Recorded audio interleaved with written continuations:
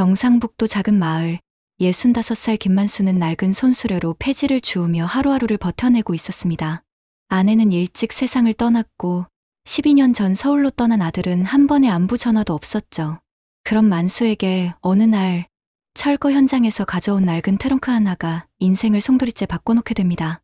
트렁크 안에는 상상도 못했던 억대의 현금이 빼곡히 들어있었거든요. 하지만 이 돈의 정체를 알게 된 순간 만수는 깨달았습니다. 하늘이 내게 맡긴 건 복이 아니라 짐이었구나. 오늘 이 이야기가 여러분의 마음 깊은 곳까지 전해지길 바라며 먼저 구독과 좋아요로 응원해주세요. 그럼 지금부터 한 노인에게 찾아온 기적 같은 이야기를 들려드리겠습니다. 경상북도 의성군 작은 마을, 5일장이 열리는 날이었습니다. 새벽부터 내린 가을비가 그치고 나자 장터 곳곳에 물웅덩이가 고여 있었죠. 김만수는 낡은 손수레를 끌며 천천히 걸어갔습니다. 65의 나이에 허리는 굽어있고 얼굴엔 세월의 흔적이 깊게 패여 있었어요. 만수의 하루는 언제나 폐지 줍기로 시작됩니다. 장터 한편에 자리 잡은 작은 고물상, 그곳이 바로 만수의 전 재산이었죠. 가로 세로 2평 남짓한 판잣집에는 고철 조각들과 낡은 가전제품들이 어수선하게 쌓여 있었습니다. 아침부터 찾아온 손님은 중년 여인이었어요. 낡은 라디오 하나를 들고 온 김씨 안악이었죠. 만수가 말했습니다.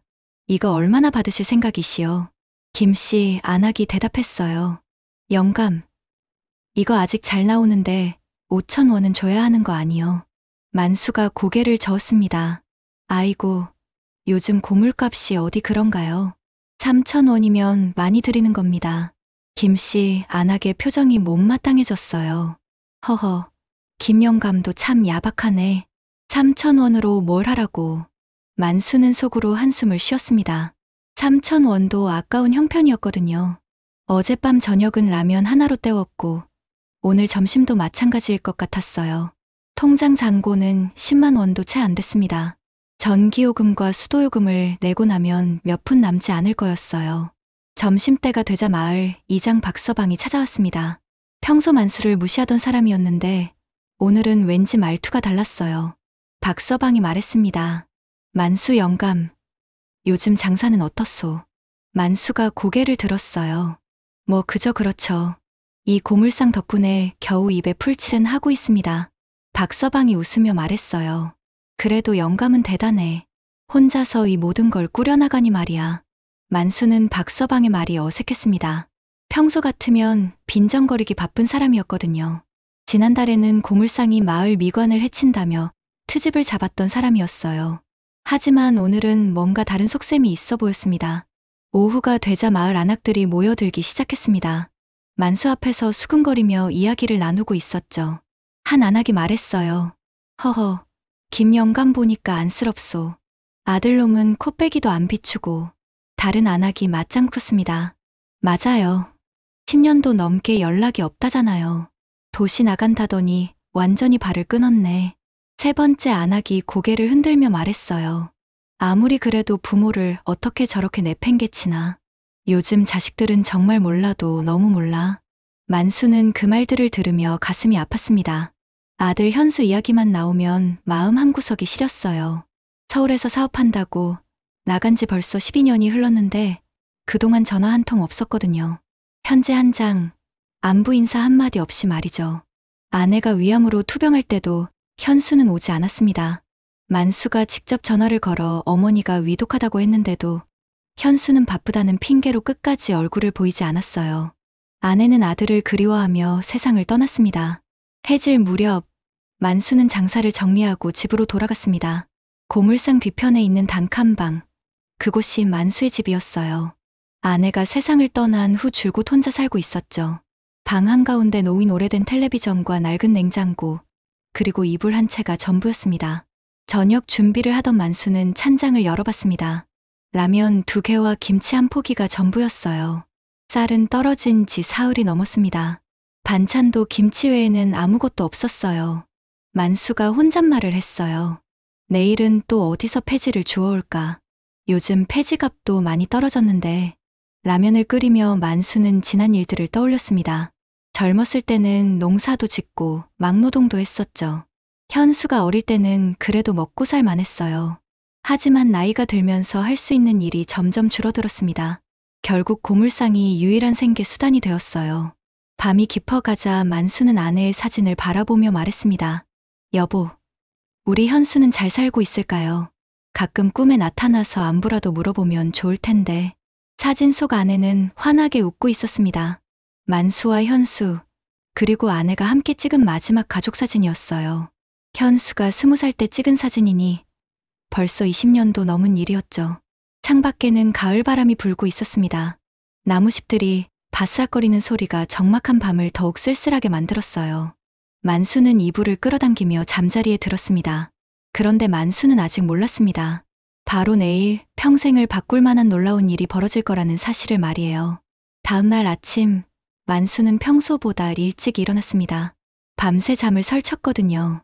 어제 박서방의 이상한 태도가 계속 마음에 걸렸어요. 그 사람이 언제 자신에게 친근하게 굴어본 적이 있었나 싶었습니다. 아침을 대충 때우고 만수는 고물상을 열었어요. 오늘은 읍내 철거 현장에서 연락이 왔거든요. 오래된 주택을 헐면서 나온 고물들을 가져가라는 이야기였습니다. 만수에게는 반가운 소식이었죠. 손수레를 끌고 철거 현장에 도착한 만수는 눈이 휘둥그레졌습니다. 생각보다 쓸만한 물건들이 많았어요. 낡은 세탁기, 텔레비전, 그리고 각종 생활용품들이 무더기로 쌓여 있었습니다. 철거업체 사장이 말했어요. 김 영감, 여기 있는 거 다 가져가세요. 우리야 치우기만 하면 되니까. 만수가 고개를 끄덕였습니다. 고맙습니다. 잘 치워드릴게요. 하나씩 손수레에 옮기던 만수의 시선이 방 한 구석에 놓인 낡은 트렁크에 머물렀어요. 가죽으로 만들어진 오래된 여행용 트렁크였는데 겉모습만 봐도 제법 오래된 물건 같았습니다. 크기도 꽤 컸고 무게도 상당해 보였어요. 트렁크를 들어보니 생각보다 무거웠습니다. 안에 뭔가 들어있는 것 같았어요. 만수는 고개를 갸웃했죠. 만수가 혼잣말을 했어요. 이 안에 뭐가 들었을까? 옛날 사진이라도 있나? 철거업체 사장이 다가왔습니다.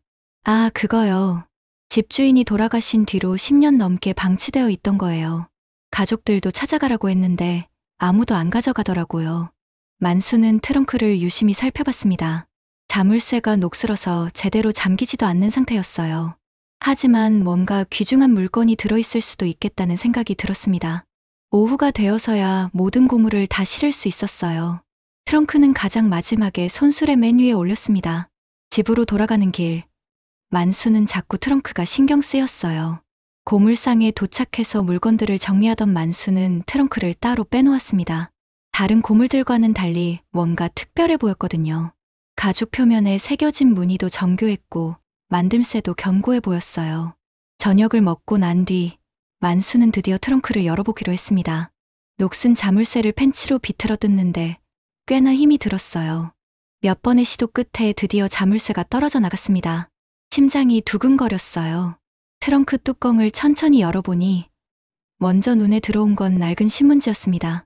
그런데 신문지 아래에서 뭔가 반짝이는 게 보였어요. 만수가 신문지를 걷어내자 눈앞에 믿을 수 없는 광경이 펼쳐졌습니다. 두툼한 돈다발들이 빼곡히 들어있었거든요.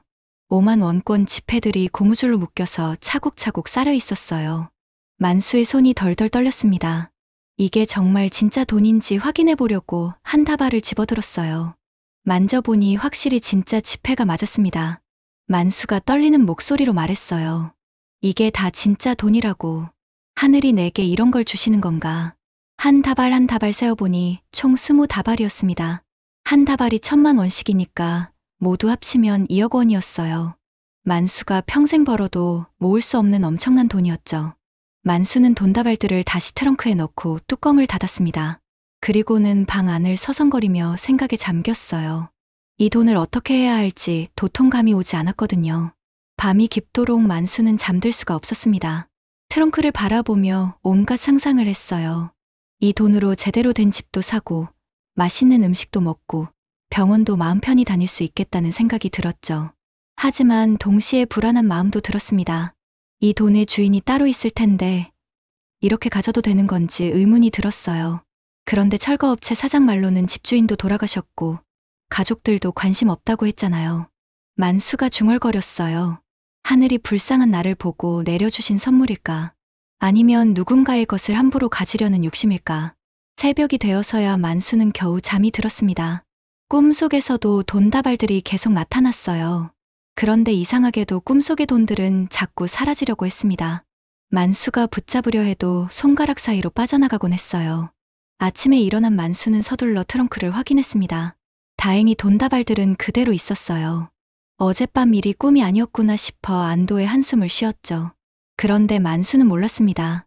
이 돈을 발견한 순간부터 조용했던 시골 마을에 거대한 파장이 일어나기 시작할 거라는 사실을 말이에요.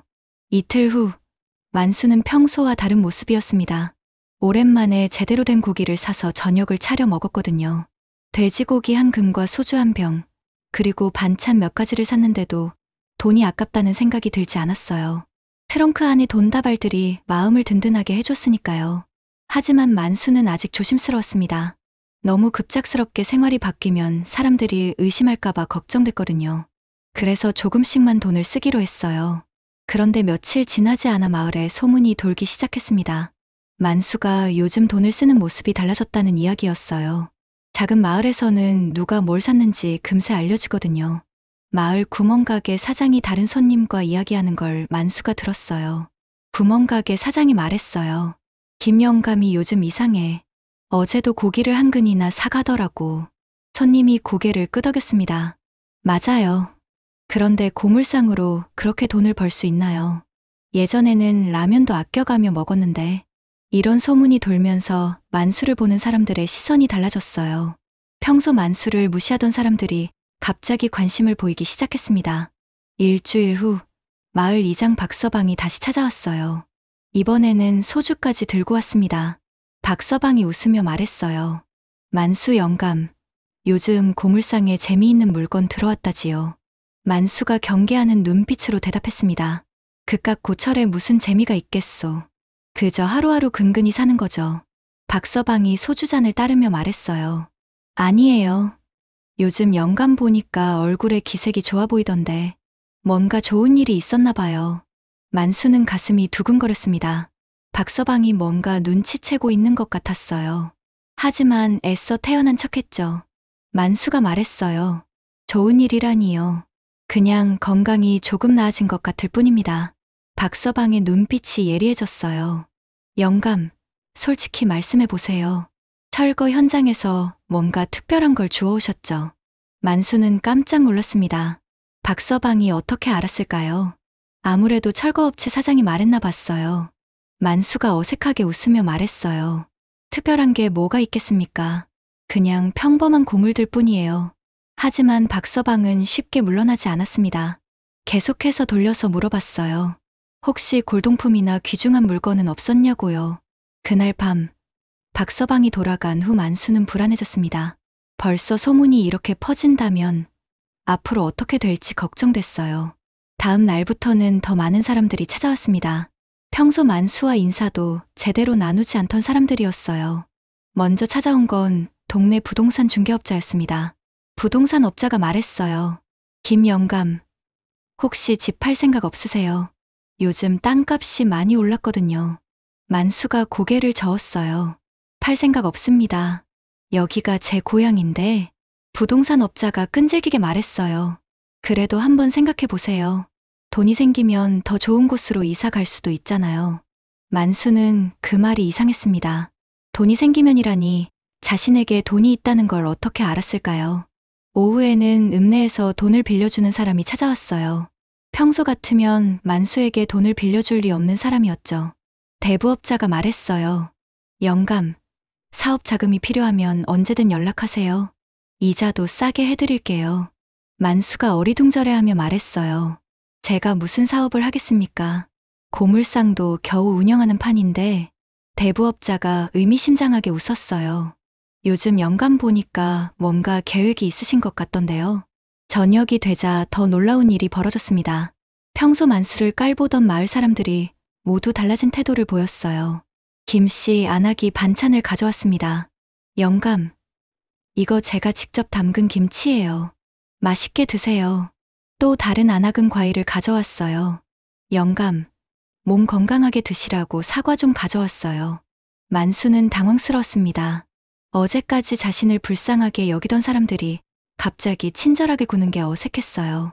밤이 되자 만수는 혼자서 생각에 잠겼습니다. 사람들이 이렇게 달라진 걸 보니 분명히 자신에게 돈이 있다는 소문이 퍼진 게 틀림없었어요. 만수가 중얼거렸어요. 돈의 냄새를 어떻게 이렇게 빨리 맡는 걸까? 무서운 세상이야. 트렁크를 바라보며 만수는 복잡한 심정이었습니다. 돈이 있다는 게 좋기도 하고 한편으로는 두렵기도 했어요. 사람들의 시선과 태도가 변하는 걸 보니 마음이 편하지 않았거든요. 그런데 만수는 아직 몰랐습니다. 진짜 큰 변화는 이제 시작일 뿐이라는 사실을 말이에요. 곧 누군가 아주 특별한 사람이 찾아올 거였거든요. 이틀 후 아침, 만수는 고물상에서 혼자 아침을 먹고 있었습니다. 어젯밤부터 내린 비가 그쳐서 공기가 맑았어요. 평소 같으면 기분이 좋았을 텐데 요즘은 마음이 무거웠습니다. 사람들의 시선이 부담스러웠거든요. 그런데 갑자기 고물상 앞에 검은색 승용차가 멈춰섰어요. 이 시골 마을에서는 보기 드문 비싼 차였습니다. 만수는 고개를 내밀어 누가 왔나 살펴봤어요.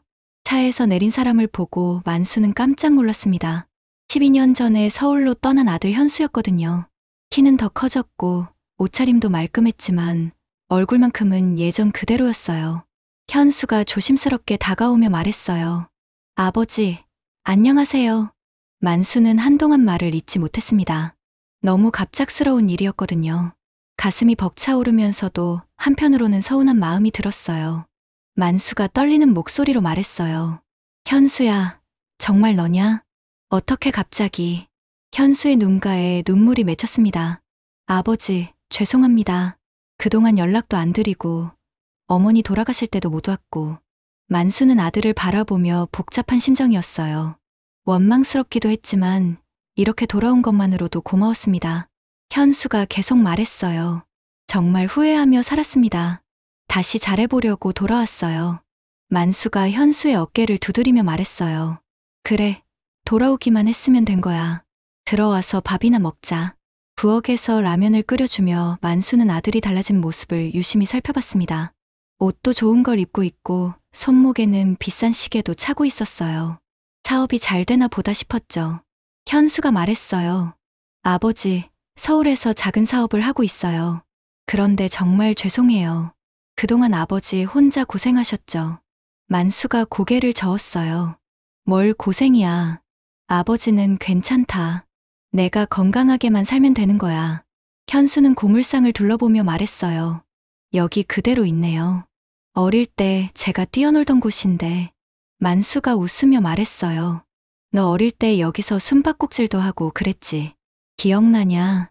현수도 웃었어요. 기억나요. 그때가 정말 행복했는데.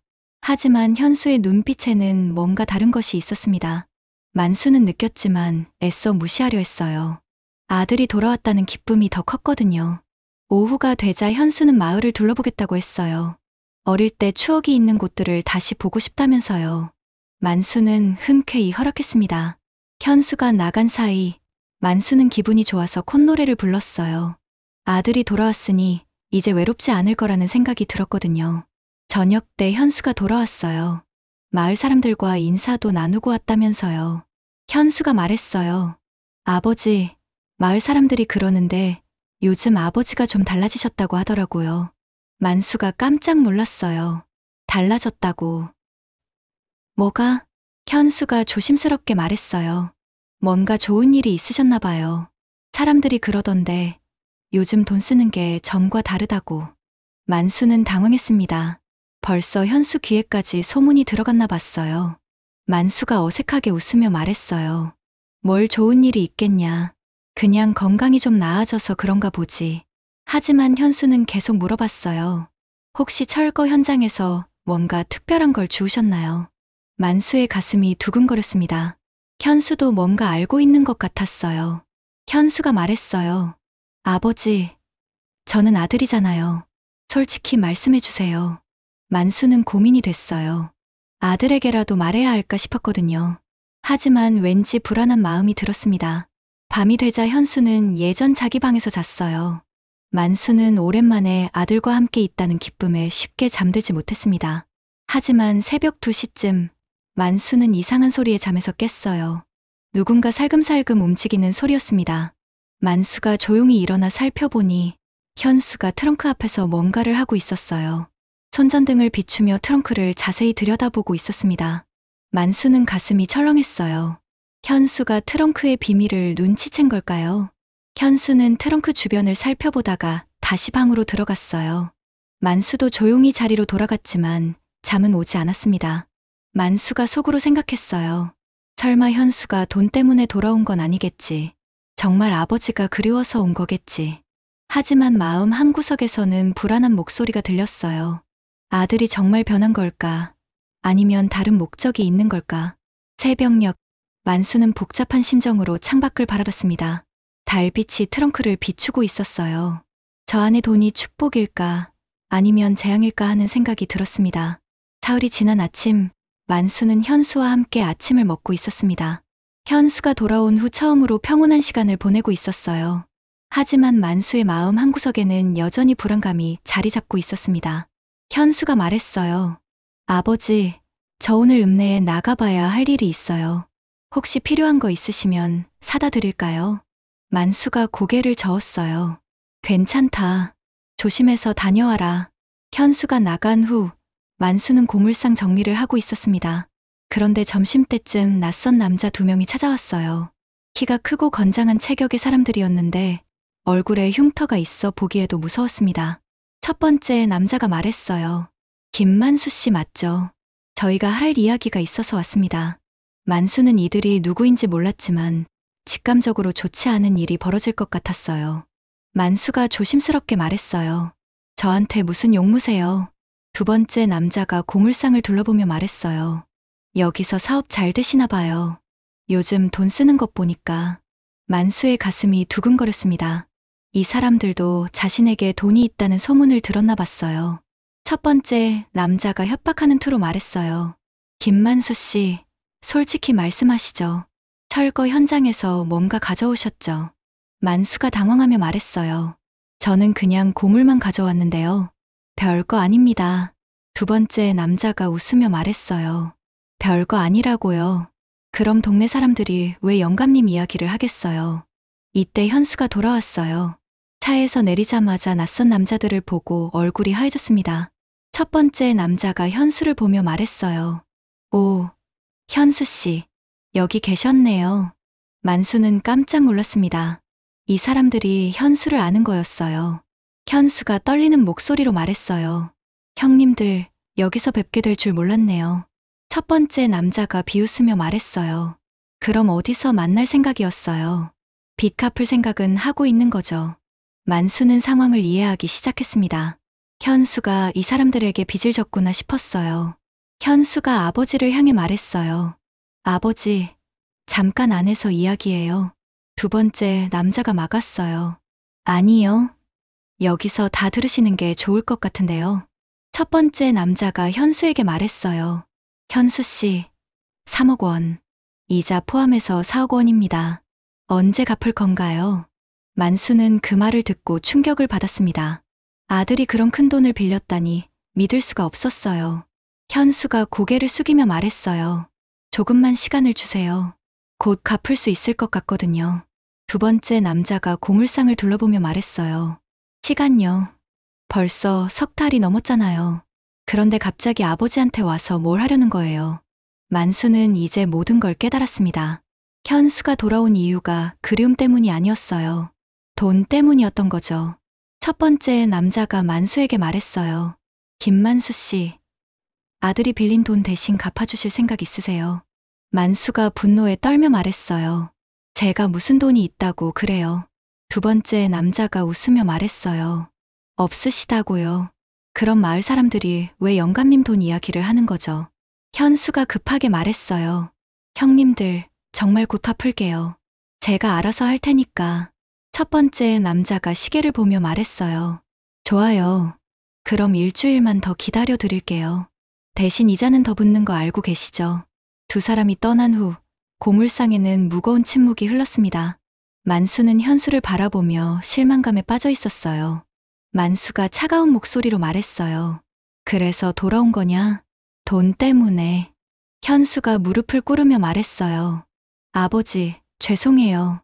정말 죄송합니다. 만수가 소리쳤어요. 죄송하다고 해서 될 일이냐? 어떻게 그런 큰 돈을 빌릴 수가 있냐? 현수가 울먹이며 말했어요. 사업이 잘못됐어요. 보증을 잘못 썼더니 이렇게 된 거예요. 만수는 현수를 보며 마음이 무너졌습니다. 12년 만에 돌아온 아들이 이런 모습이라니 받아들이기 어려웠어요. 현수가 계속 말했어요. 아버지, 마을에서 소문 들었어요. 뭔가 돈이 생겼다고. 제발 도와주세요. 만수가 고개를 저었어요. 나한테 무슨 돈이 있다고 그러냐. 고물상으로 겨우 먹고 사는데. 하지만 현수는 포기하지 않았어요. 계속해서 아버지를 설득하려 했습니다. 현수가 말했어요. 아버지, 저 정말 죽을 것 같아요. 이 사람들한테 못 갚으면 어떻게 될지 몰라요. 만수는 아들이 불쌍하기도 했지만 한편으로는 화가 났어요. 이런 상황을 자초한 것도 현수였으니까요. 그날 밤, 만수는 트렁크 앞에 앉아 고민했습니다. 아들을 도와줘야 할까? 아니면 이대로 두어야 할까? 돈이 있기는 하지만 이렇게 쓰는 게 맞는 건지 확신이 서지 않았어요. 현수는 방에서 전화 통화를 하고 있었습니다. 누군가에게 시간을 더 달라고 애원하는 소리가 들렸어요. 만수가 중얼거렸어요. 이 돈이 정말 우리 가족을 구원해 줄까? 아니면 더 큰 불행을 가져올까? 사흘 후 새벽, 만수는 이상한 소리에 잠에서 깼습니다. 트렁크 있는 곳에서 무언가를 뒤지는 소리가 들렸어요. 조심스럽게 일어나 살펴보니 현수가 트렁크를 열고 있었습니다.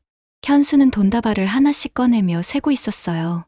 손전등 불빛 아래서 돈을 확인하는 현수의 얼굴에는 안도감이 스쳐 지나갔습니다. 만수가 나타나자 현수는 깜짝 놀라며 돈다발을 떨어뜨렸어요. 현수가 당황하며 말했어요. 아버지, 이게... 만수가 차가운 목소리로 말했어요. 설명해봐라. 지금 뭘 하고 있는 거냐? 현수가 고개를 숙이며 말했어요. 죄송해요.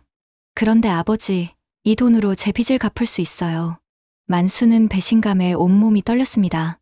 아들이 자신 몰래 돈을 가져가려 했다는 사실에 충격을 받았어요. 만수가 소리쳤어요. 이 돈이 내 거냐? 어떻게 아버지 몰래 이런 짓을 할 수 있냐? 현수가 무릎을 꿇으며 말했어요. 아버지, 제가 죽을 지경이에요. 이 돈 좀 써주세요. 만수가 돈다발을 다시 트렁크에 넣으며 말했어요.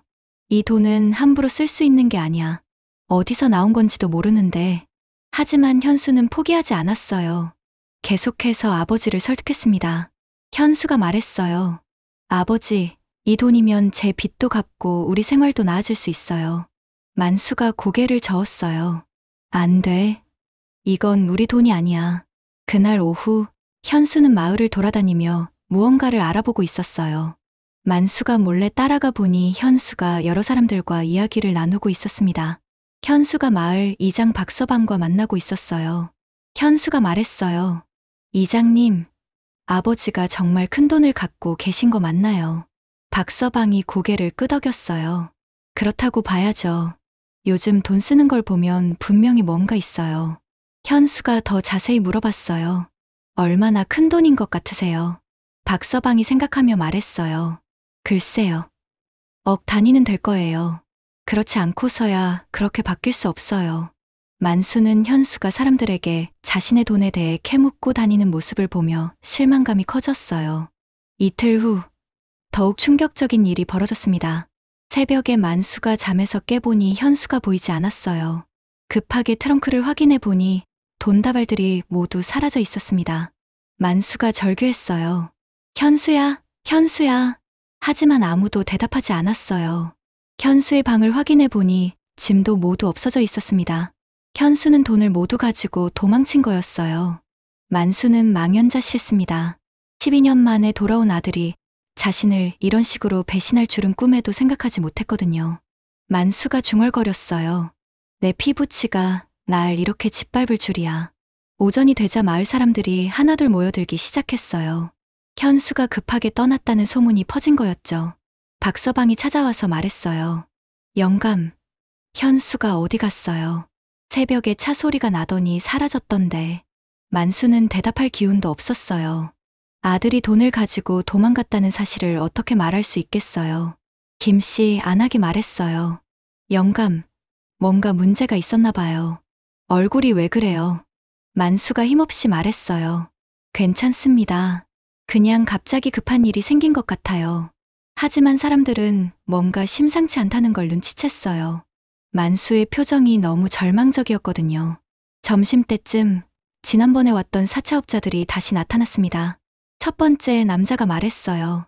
김만수 씨, 현수는 어디 갔어요? 만수가 고개를 저었어요. 저도 모릅니다. 두 번째 남자가 화를 내며 말했어요. 모른다고요. 아버지가 어떻게 아들이 어디 갔는지 모를 수 있어요. 첫 번째 남자가 협박하듯 말했어요. 현수가 도망갔으면 아버지가 대신 갚아야죠. 만수가 절망적으로 말했어요. 저한테는 그런 돈 없습니다. 두 번째 남자가 고물상을 둘러보며 말했어요. 없다고요. 그럼 이 소문은 뭐예요? 영감님이 큰 돈을 갖고 있다는 이야기 말이에요. 만수는 이제 모든 게 끝났다는 생각이 들었어요. 아들은 돈을 가지고 도망갔고 사채업자들은 자신을 괴롭히고 있었습니다. 첫 번째 남자가 말했어요. 일주일 드릴게요. 현수를 찾아서 데려오든지 아니면 돈을 갚든지 하세요. 두 사람이 떠난 후 만수는 텅 빈 트렁크 앞에 주저앉았어요. 그런데 트렁크 밑바닥을 만져보니 뭔가 이상했습니다. 바닥이 이중으로 되어 있었어요.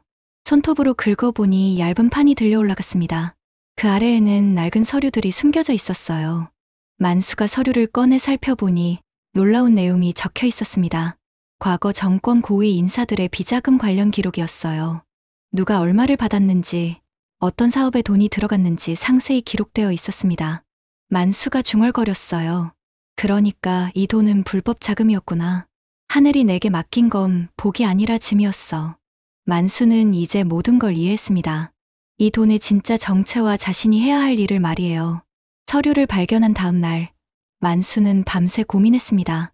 이 서류들이 얼마나 중요한 증거인지 알 수 있었거든요. 과거 정권의 비리를 담고 있는 결정적인 자료였어요. 하지만 동시에 위험한 것이기도 했습니다. 만수가 혼잣말을 했어요. 이런 걸 내가 어떻게 해야 하나?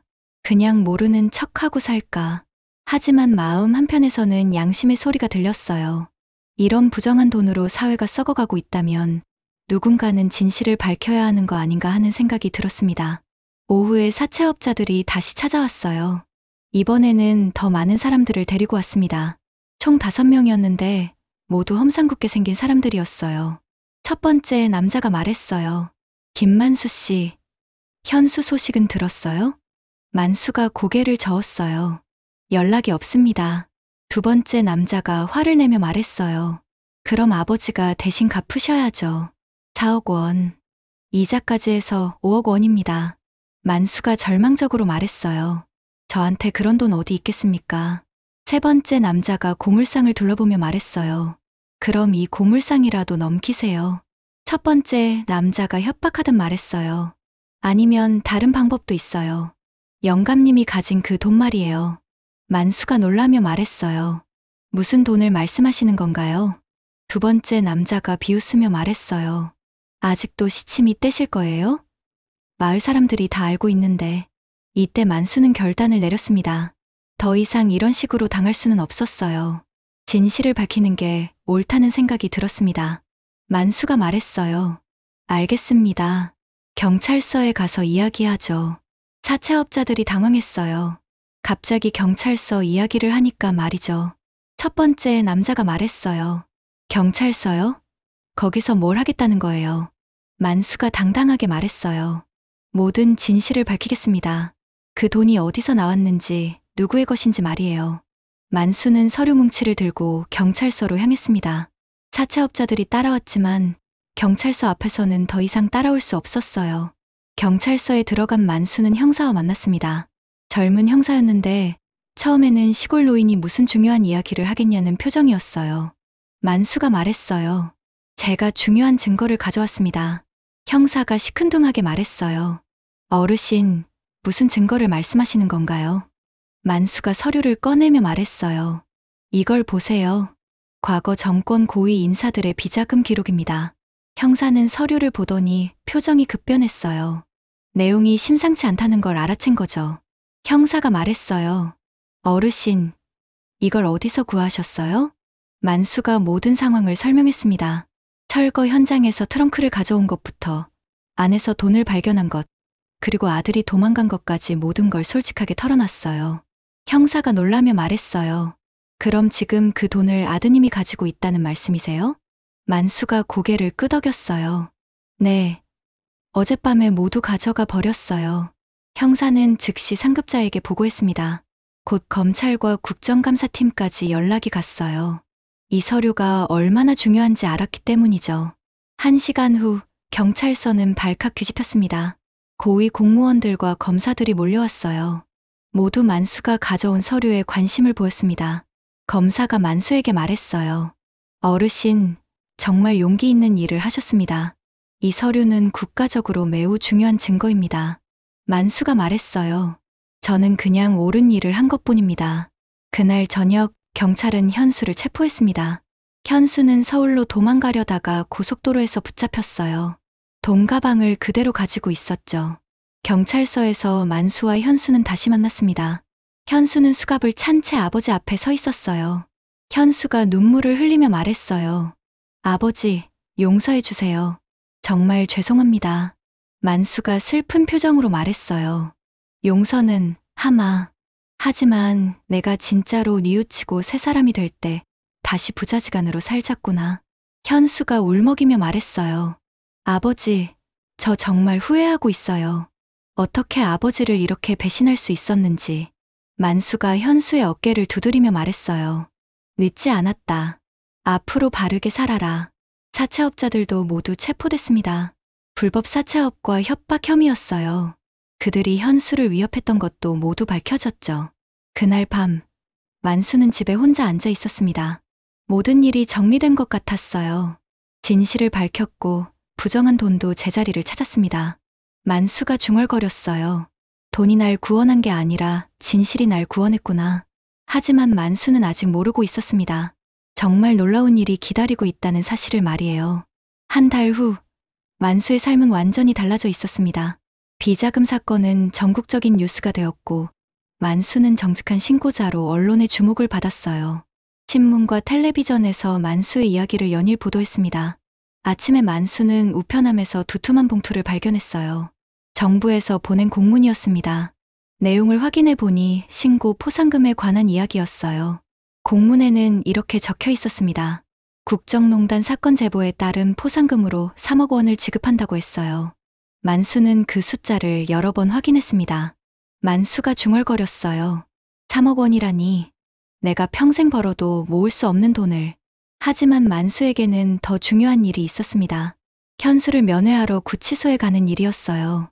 현수는 사기와 절도 혐의로 기소되었지만 자수한 점과 아버지가 탄원서를 써준 점이 참작되어 집행유예를 받을 가능성이 높았습니다. 구치소에서 만난 현수는 많이 야위어 있었어요. 하지만 예전과는 달리 눈빛이 맑았습니다. 현수가 말했어요. 아버지, 여기서 많은 생각을 했어요. 제가 얼마나 잘못된 길을 걸었는지 알게 됐습니다. 만수가 현수의 손을 잡으며 말했어요. 그래. 뉘우치는 마음이 있으면 된 거야. 현수가 눈물을 글썽이며 말했어요. 아버지, 나중에 나가면 정말 새 사람이 되고 싶어요. 아버지 곁에서 효도하며 살겠습니다. 만수가 따뜻하게 말했어요. 기다리고 있마. 언제든지 돌아와라. 면회를 마치고 돌아온 만수는 마을 사람들의 환영을 받았습니다. 이제 사람들이 만수를 보는 시선이 완전히 달라져 있었어요. 존경과 감사의 마음이 담겨 있었습니다. 마을 이장 박서방이 찾아와서 말했어요. 영감, 정말 대단한 일을 하셨어요. 우리 마을의 자랑입니다. 김씨 안악도 와서 말했어요. 영감님 덕분에 나쁜 사람들이 다 잡혔잖아요. 고마워요. 만수는 겸손하게 말했어요. 당연한 일을 했을 뿐입니다. 며칠 후, 만수는 중요한 결정을 내렸습니다.